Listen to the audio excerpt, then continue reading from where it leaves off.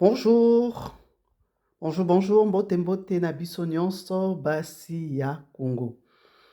Chaîne na biso basi ya Congo ezali espace oyo toyaka ko échanger, ko solola, ko bakisa mayele, ko se motiver, ko s'inspirer na basi oyo balekaki liboso na biso, oyo basalaki makambo ya malonga, oyo ekoki koteya biso, ekoki komatisa biso, ekoki kopesa biso mayele koleka oyo tozali na yango. Mbote na bamama na Loja, mbote na bamama na Bunia, na Isiro, na Vanga, mbote na bamama na Matonge, mbote na bamama na Gemena, mbote na bamama nyonso ya diaspora. Bamama bozo bakiti tovanda, chaîne na biso basi ya Congo.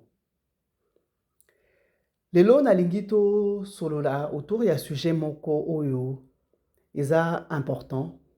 C'est vrai, awa toloba ki ba sujet nyonso eza important. Pour tolingi ko changer un peu ma mentalité na biso par rapport ya makambo oyo eza médiocre, ko s'améliorer pe ko matabe échelon ya sika oyo ezomema biso likolo. Ko tombola pe ba valeur oyo ezalaki utile na tango ya bakoko na biso oyo tozali kobosana pona kokoma basi ya valeur koleka. Lelo nalingi tolobela vie ezoleka na kidiba. Il y a quelques années, tozalaki so tovandi ozotala oza na ba projet ozokanisa makambo ebele bele, tu te dis lobi na kosala boye, lobi na kokoma boye, na lingi na koma mutu munene, na kokende sika boye, na kosala. On avait vraiment beaucoup de projets. Je parle de manière générale. Tozalaki na ba rêve, tozalaki na ba aspiration, tozalaki na ba makambo oyo ezalaki ko motiver ba vie na biso. Mais nyonso wana ezokita malembe malembe lokola soki osilisi kolamba makala etikali ndenge ekitaka malembe malembe ti ekufa. Ba projet na biso ezokota mai, makambo na biso ezoleka kaka bongo na mopepe. Pona nini? Parce que toza concentré te. Tozotala na mauvaise direction. Tozokipe makambo oyo etali biso te. Na place toko se concentrer sur ba vie na biso, tozotala oyo alobaki, oyo asalaki, oyo akendaki, toza ko se disperser, toza ko se perdre. A maman congolaise. Eza ba maman ebele oyo bazalaki na ba projet, ba landi yango, malembe malembe, c'est vrai tokoloba te que ça a toujours été facile. Mais na malembe malembe babundi bakomi esika o balingaki kokoma. Pona nini biso tokoki kosala ndenge wana te? Biso toza ba projet ezokwea nango, ça ne nous dit rien. Ozalaki na 20 ans, tu avais des projets, ceux na comme na 30 ans na kosala boye. Non, na 30 ans il y a rien, ça ne te dérange pas. Au côté trentaine, aussi lycéen quarantaine, ça ne te dit rien. Au côté cinquantaine, ça ne te dit rien. Aux hommes assez normal. Lobby lobby na koksala, lobby lobby na kokoma. Mais tu n'as plus la force de tes 20 ans. Tu n'as plus la jeunesse avec toi. Tu n'as plus l'avantage de la jeunesse avec toi. Ma maman, pour nanini, tozo kokako se concentrer te. Tozo panzana, na ba makambo oyo etali biso te, na ba makambo oyo bayebi biso te. Tu sais, eza na ba vie mususu. Ata olandeli yango ndenge nini, mutu wana kotikalaka koyeba yo te. Mais okovanda tongo midi pokwa concentration na yo nyonso eke na mutu wana. Ba maman, vie ezoleka. Vie eza koleka. Une fois, j'ai parlé avec une personne, Aïbi Singa lobi, Bita, nzoto nanga ekoma ko trahir nga. Il y a de ces jours olingi otelema, ozoyoka nzoto eza asuna makasi te. Et une fois, j'avais suivi aussi à l'époque une Congolaise, azaki sur YouTube, je crois Mami Kenga.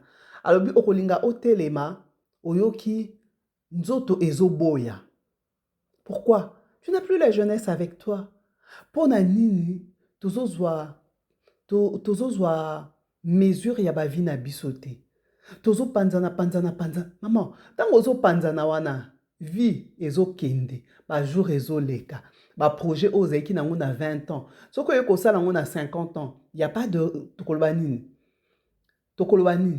toloba vie ezaka na retard te, d'accord.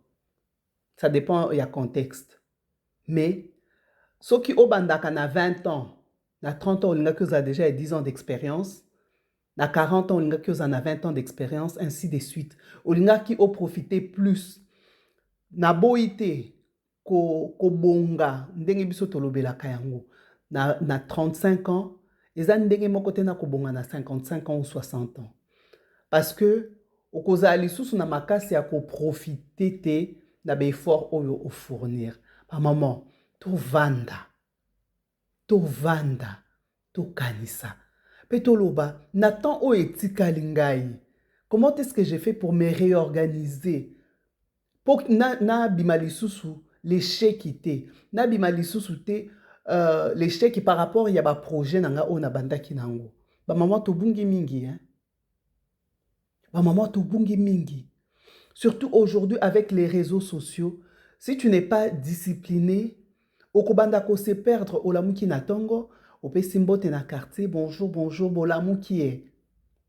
Biso ba bolamuki na biso, ça peut prendre 1 heure, je n'ai jamais compris. Dire bonjour, Kotuna, ça va. Comment est-ce que Eko Makanaba 1 heure? Je ne sais pas. C'est-à-dire qu'on n'a pas d'objectif précis au tozo landela na journée. Ozo kendeka kabongungulu ngulu, au pesimbote na gauche, au pesimbote na droite, au solo li na gauche, au solo li na droite.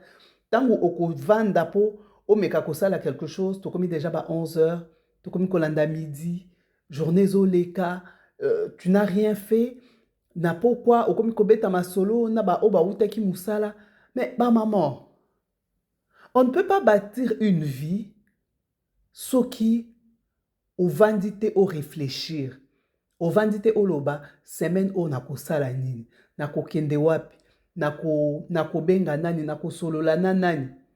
Biso c'est pas grave. Tongo etanaki butu ekoki lobi na kolamuka, voilà. Est-ce que na modèle wana on peut aller loin? Non ba maman. Non ba maman. Bokolo bake oui nazaki na projet na ngana 20 ans conjoncture ya mboka et permettre ngate. Excuse ya conjoncture en mboka ezali. Ça je vous l'accorde.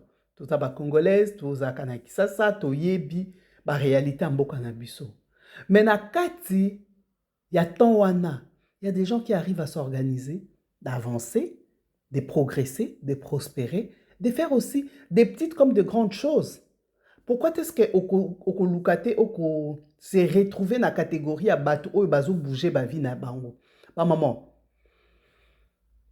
komata étage, komata immeuble à 5 étages ou 6 étages, et bandaka na marche à liboso. Tango otie lokolo déjà, marche wana liboso, et ko permettre au comme un deuxième marche, troisième, quatrième, au talipé na l'équipe premier niveau, na l'équipe deuxième, na zo comme un troisième niveau. Petit à petit, tu vas te retrouver là où tu voulais aller. Mais biso, tozo vanda, ngai, ndeko na nga akokabela ngai, nayebi tonton tel, nga nayebi tantine tel, ndeko na nga akopesa nga. Maman, vi na yo ekoki koleka te, na kozelaka ki ndeko na yo apesa yo, tonton na yo apesa yo, camarade na yo apesa yo. Ça, c'est pas une vie. Okoki kopesa responsabilité ya vie na yo na maboko ya mutu te. Récemment, j'ai parlé avec une dame, c'est une autorité congolaise, to solo laki a betelinga li solo alobi, azalaka na opportunité moko boye ya musala. Mais, et kosala que mutu oyo alingaki a facilité ye a voyager ki tango a komi na pays wana étranger a beli a kufi. C'est-à-dire que projet oyo ezaki na ngona mutu wana isilaki. Ba maman, tozo a responsabilité ba vie na biso. To bunda. C'est vrai, cette femme, avec le temps, elle s'en est en sortie, a commis bien, tout et tout. Mais c'est pour dire que, occasion, moussou son avis, et les caca. Ceux qui ont profité d'un côté, et qui, puis so maman qui dit, et les kimingi. Qui dit, et les kimingi. tozosala bapremier pas te tovandi tokobeta masolo tokolia baoyo ya muziki bake muziki baoyo batongaka batongi baoyo bakendaka église banda ntongo midi pokwa bakei. Mais les mamans on se perd. Kobeta masolo eza mabe te. Ça nous permet de vivre. Nzambe soka alingaki mutu azala ye moko mbela tia kaka Adam ye mona mokili. Et alingaki azala bien na banyama. Mais Dieu a trouvé que c'était bon que bato bazala ebele na mokili. Donc, kozana baninga ko échanger, ça fait toujours du bien. Ils ont permettre yo ou apprendre plus, ils ont permettre yo aux en a plus de connaissances, ils ont permettre yo aux en a ba relations humaines ou ko faciliter un peu vie d'une manière ou d'une autre. On a besoin de tout ça. On a besoin aussi, il y a qu'à évoluer, bah maman. Bah maman, masolo. Ça ne t'avance à rien. Oza na moi espace na lopango. Na kisasa moi ba espace ezalaka muke. Maman, lona matembele bolia, tu avances à ton rythme. Na place okende kosenga, eloko kolia. Oloni ngai. Bokolia, mabele na ba province na biso ba espace ezali mingi. Mais ba maman, ça. Oui, ça fait toujours du bien. Récemment, j'ai discuté avec une dame qui est dans l'agriculture na Mboka na biso. Mais quand tu vois, c'est une femme qui a fait des études. Nalobi, tantine bita, nga na se diriger vers l'agriculture. Et je m'épanouis dans ça. Ba maman. Biso tozala kata muninga azosa ba projet ndengwana, ovandi ozotala, hein? Bongo classe angwa kende kotanga, asuki sikaka na bilanga. Ah. On est toujours là à se moquer. Lobi tango akokoma actionnaire na ba grand groupe, akomi côté ka à l'international. Vous êtes les mêmes. O bokoya po banda ko critiquer, bo banda ko jalouser, asimbi bakisi tout et tout. Mais bah maman, les faibles commencements. Bo vanda bino pe beaucoup se concentrer sur ba vie na bino. Bo loba lobi na lingi na koma nani. Na tangaki quelque part, ça m'a fait du bien. Comment on a parce que aux chaîne il y a Bassi. J'ai lu quelque part une dame qui s'appelle Vanessa Umba. Aza femme pilote. Aza kosala chez Gulf Air et asala aza ki sous pilote na Qatar Airways. Aza institutrice. Pa maman. Pour ni beaucoup kako, ko rêver grand et beaucoup kaka. Bino et souki kaka esika oyozali. S'il y a des femmes pilotes, s'il y a des femmes oyo bazako émerger dans différents secteurs, pour nani ni ovan na quartier olingi ko se limiter. Ba maman, les rêves est gratuit. Ceux qui ovandi, obandi ko tourner ba ménage na yo ozo ni na ko sala po na ko s'en sortir, ni na ko sala po na bimisa famille na nga na situation o ni na ko sala. Il n'y a pas très longtemps, Nalanda qui une partie interview à Aïcha Okoko. Elle a dit ceci: Sœur Nae Akufaki Nandaku.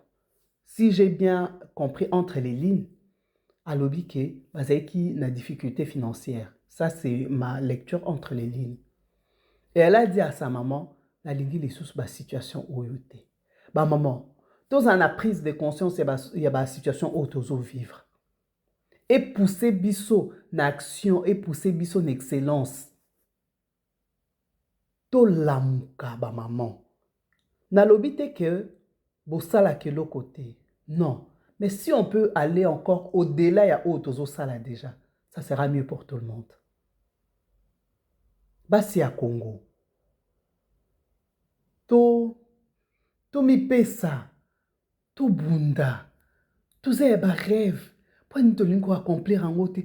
Oko mana âge moko, ozo mo neti vi na yo esuki. Oko comme un âge moko, ozo mo na neti okoki lisusu ko sala quelque chose te. Mais maman, tant que tu vis, tu peux. Sala, zana ba projet. Pe kozaka na ba projet te suki na ba projet pour réaliser yango. Mi pesa makasi pona ko réaliser ba projet na yo. Okoki kozala te ke ozo sutu kakake okomi na âge tel. Ah, nazeki na 15 ans. Deni na comme na 30 ans. Elo oni na sali. Ozana trophée mon côté au tombola pour toi-même. Je ne dis pas pour les autres, mais pour toi-même au tombola lobby. Ah, na parcours nanga de 15 ans à 30 ans, na salle eloko boue. Bravo à moi-même. Biso, ah, mboka eza passe, makambo ezo tambola te. Je vous l'accorde. Situation mboka eza compliquée. Mais maman, tu peux sortir du lot. Telema, bunda. Bunda, maman congolaise, bunda. Mingi déjà babundaka. Mais ba o pe babundaka te. Bango nde daye ko motiver na journal lelo. Ba maman. Yo osé ba rêve ya grandeur. Olinga ko vivre ya ba condition bien. Olingaka display na yo ezala OK. Olingaka olata bien. Olingaka o rouler ba voiture a bien. Olingaka o vanda na ba quartier moko a bien. Maman bunda pona yango. Bunda. Oui, na mukie. Lobi okokoma esika oyo olingi kokende. Tangu tomataka ba bus, olobi neti na longwe nazoke na bandundu nake kozwa camion. Osalaka sote mbala moko komi na bandundu.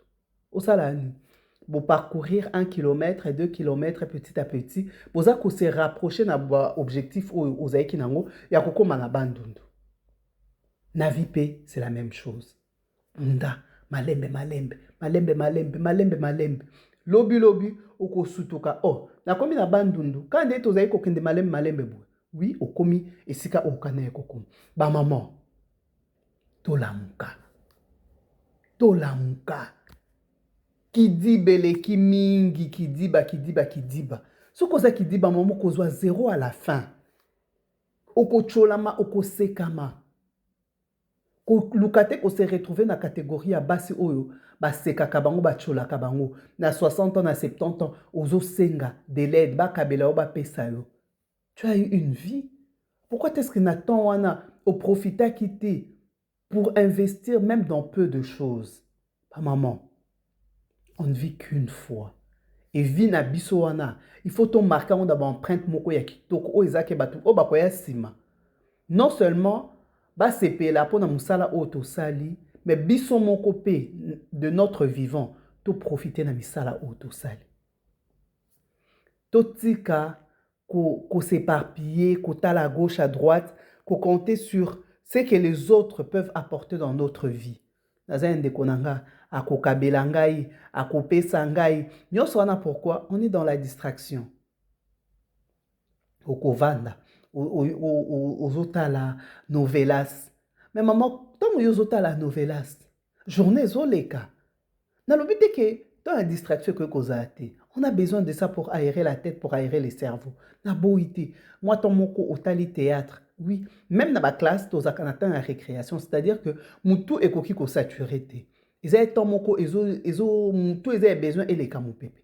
Mais biso c'est comme si vina biso ekoma kaka mutu ele kaka mupépé. Tozwaka temps ya ko se concentrer sur l'essentiel te oyo ekoki ko tombola biso.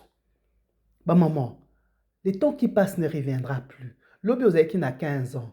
Aujourd'hui tu as 30 ans. Okanisa kozonga asu na 10 ans. C'est fini, ce qui est passé. Mais nesika oto telemi lelo. Nesika oto ko se retrouver lelo. To bannir ba makambo nyonso ezo mema biso liboso te. Tozo vanda, tozo lekisa vina ba makambo ezanga tina obeta lisolo ya mutu oyo à gauche, otuna basango ya mutu wana à droite. Maman, qu'est-ce que ça apporte concrètement dans ta vie? Ofingi na gauche, otongi na droite, obimi je me suis toujours posé la question. Deux fois mutu akobima ake wenze kosomba bloka kolia. Mais tant qu'on a temps oyo asali, wenzango pe eza te ke fois transport ya musika. Mais tant ozo kende tous les longs. Apesi mbote na gauche, apesi mbote na droite, ayoki matanga moko quelque part à côté na. Maman, on ne peut pas vivre comme ça. Toko se réorganiser. Vie etambolaka bongo te. Toza banyama te, toza basoso te, toza bambisi te, toza bantaba to bangombe te oyo ozokende kaka direction nyonso o mupepe memi yo OK. Non. Toza na vie. Dieu a doté l'homme de la capacité de réflexion. C'est-à-dire que ngana nyama to kokani te. Po ngana koki ko réfléchir pour na lobby. Ba maman. Total nan bisika to uti, total esika to komi. Dis-toi, est-ce que ma rêve ozala kanango, ozo accomplir en to oza ko accomplir en te. Je ne dis pas que oza obligé à accomplir à 100%. Parce que ezaka ba circonstances musu na vie o esala ka que ba programme oyo salaki ezo koka lisusu te. Mais maman to boité, ata soki okokoka à 100% te. Mais maman même à 60% okoka te. Fais un effort. Maman congolaise, tomitonga, tomitonga, tobunda, totikela baya na biso be héritage, tobunga totikela ba famille na biso be héritage, tobunda pour que biso moko pe to vivre bien. O biso que ozo vivre bien, bazwa mususu mike mike o elekanaka wana. Et koko makuta ta na porte na yo te. Pourquoi? Parce que tu as pris le temps ya ko bâtir vie na yo. Ba maman, na kati ya distraction wana ndo okelobela député intel député wana ntango kutu alataki namoni ye talon na ye ezalaki kitoko te député wana kutu perike atiaki esepelisaki ngai te député wana kutu mutuka azotambola nango azomona yango nini c'est rien biloko nyonso ekotikala na mokili mama toyebi ke biloko nyonso ekotikala na mokili mais na temps oyo nzambe atiki biso tovivre na se ya moi oyo on doit profiter. Il y a cause na ba condition moko ya bien, il faut te profiter, to vivre bien, il faut te profiter, to éloigner ba vie na biso na ba santé na biso na ba maladie o to ko éviter. Il faut te profiter, ko construire, ko bâtir ba empire. Hein? Ba maman. Basi on a outi kotanga. Ce sont des femmes congolaises comme toi. Ce sont des femmes congolaises comme toi. Maman Angélique na Maïka, lauréate y a pris Nancer, na HCR. Elle soutient les enfants et les victimes, les femmes victimes de conflits armés en RDC. Ce sont des femmes comme toi. Bako se leva, balobi, je prends ma destinée en main. Nazo zwape ba destinée ba tumususu pour na aider bango, na soutenir bango, na secourir bango, na ba situation difficile au bazin. Maman, ce que vous avez un projet à créer fondation, vous avez un projet à créer orphelinat, vous avez un projet à récupérer ba chèque et aider bango. Tout ça c'est bien, mais au cours de ma canicité, tu dois t'élever, tu dois te battre, il faut commencer quelque part pour que vous réalisez votre projet wana, vous allez d'abord une bénédiction pour toi-même, pour que vous s'autoriser, il y a quoi apporter aussi de l'aide à d'autres personnes. Ma maman congolaise. Agissons. Qui dit ba eleke libiso mingi. Soki ofongoli télévision bando fongola ki yango ukokanga nka na butu. Soki okoti réseaux sociaux okokanga nka na butu. Encore, soki ba réseaux sociaux yango vous allez utiliser yango à bon escient. Je vais apprendre une langue, nazoye kola nazoye kola développement personnel, nazoye kola ndenge balamba kabiloko ya mboka na biso, nazoye kola ndenge nini batongaka, nazoye kola ndenge nini baswanyaka bapota, soki mwana aza maladi na ndaku ndeko na nga akwei, comment est-ce que ba premier secours, tout ça soki ozo utiliser ba réseaux sociaux na ba but ndenge wana. Encore, je comprends, mais même tant il faut les limiter parce que tu as d'autres choses qu'il faut au sala vraiment dans ma boko na yo boy. Mais biso, très souvent, ce côté TikTok ya oyo, aussi ici, obimi, au côté TikTok wana mutu mususu. Tu te perds, à maman. Tout qu'on se concentrer sur l'essentiel, tout bâtir ba vie na biso. Maman congolaise, tantine bita lobby. Tout qu'on s'éloigner na makambo oyo eza na objectif ya vie na biso te. Nazo kende bandundu, na kozwa direction ya ba Congo te. Nazo kende bandundu, na kokende ko bandela na Équateur te. Nga na longwe na Kinshasa, nazo kende na Kalemi. Na kobanda kokende ko tourner na nute na Kananga, na Baluki. Non, non, non, non. Si à vol direct, nazo vol direct na Kei. Tout tika ko se perdre na ba distraction. Ba maman congolaise, oza basi ya mayele. To changer façon de faire na biso par rapport ya ndenge mokili ezokende la lelo. Biso, c'est comme si tu zui autoroute mais en direction ya mabe. Aujourd'hui, basi bazo sala na ba NASA, basi bazo monter, bazo piloter ba avion, basi baza ko conduire ba hélicoptère, basi baza ba médecin. Pourquoi est-ce que toi tu n'as pas de rêve? Rêve na yo eza kaka, ah, il faut na leka voisine nanga oyo. Mais ça c'est pas un rêve. Ça c'est pas un rêve. Au côté na compétition, maman, compétition ya lelo eza à l'international. Eza ka ya voisine oyo eza pembeni na yo te. Matisa ba standard ya vie na yo. Kende likolo, mata. Ezalaki ya bino. Tantine Bita na chaîne na biso basi ya Congo. Bo like, bo partager. Bo na ba commentaire, bo ibisanga sujet à lelo et inspirer bino na nini. Betelanga lisolo na yo et ko permettre pe maman mususu oya kotanga ayebake vie na ye esuki te mais esengeli azwa la bonne direction petit à petit pour que akoma esika oyo alingi kokoma. À bientôt les mamans.